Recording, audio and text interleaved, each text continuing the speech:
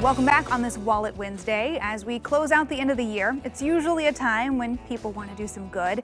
If you're thinking about charitable giving this holiday season, you are not alone. In fact, most nonprofits pull in most of their donations in the last 3 months of the year.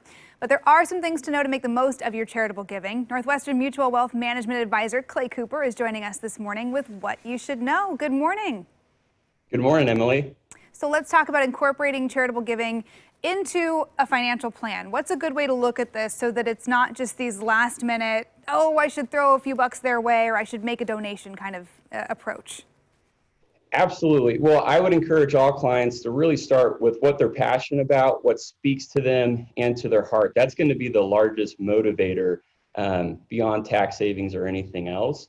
But then from there, really determine, like any good financial goal, through the budget. So there's no right or wrong amount there. It's going to be individualized for each and every family. Yeah, no, of course, we all want to give because we want to do good and we want to see good things for other people. But of course, there is the bonus of it also being, a benefit for you and your taxes as well. It can be if you know what to look for going into it. So what should people take into account in terms of their 2020 taxes and their charitable giving?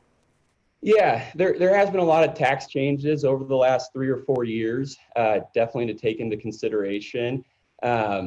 We say in finance a lot, cash is king.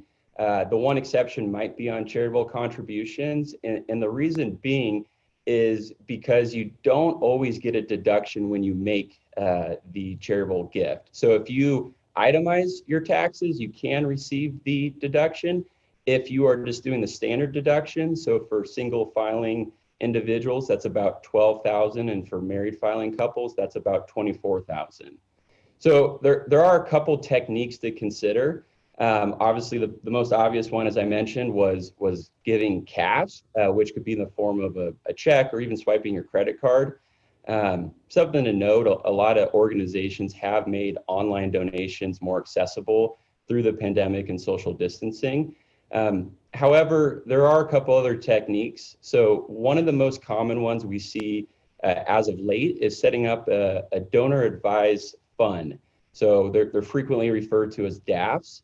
And when you make a contribution to a DAF, you can receive a deduction. You can actually invest the money and have it grow tax-free. And then you can later gift that to an organization. So one quick story on that. I had a client, she was making contributions under the standard deduction. And we looked at it and said, well, if you could make the next 3 years of contributions all this year, you would actually get a deduction for doing that inside of the DAF.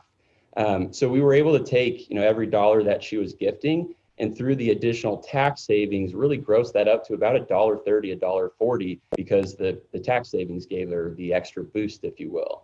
Interesting. Yeah, sometimes that foresight can kind of pay off and be beneficial to these charities in the long run.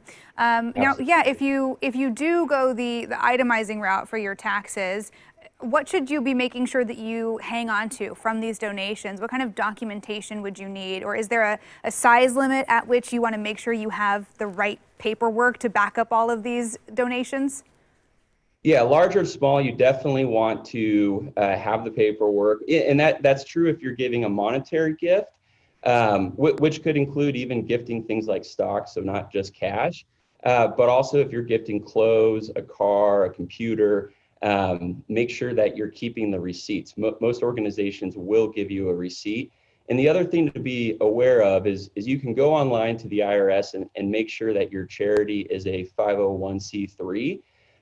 Because if it's not, or a religious group, you won't receive a deduction no matter what. And then also, if you go on the charity's website, a lot of times you can find the 990 form, and that discloses their financials to you as a potential donor.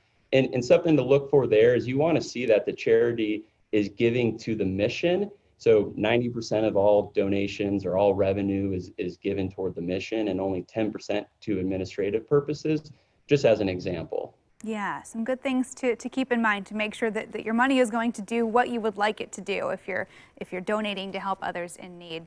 Well, Northwestern Mutual Wealth Management Advisor Clay Cooper, thank you so much for joining us this morning, and happy holidays. Thank you, Emily. You too. Of course, and if you want more financial advice, you can find tips from Clay and our other Wallet Wednesday segments right now on coin.com.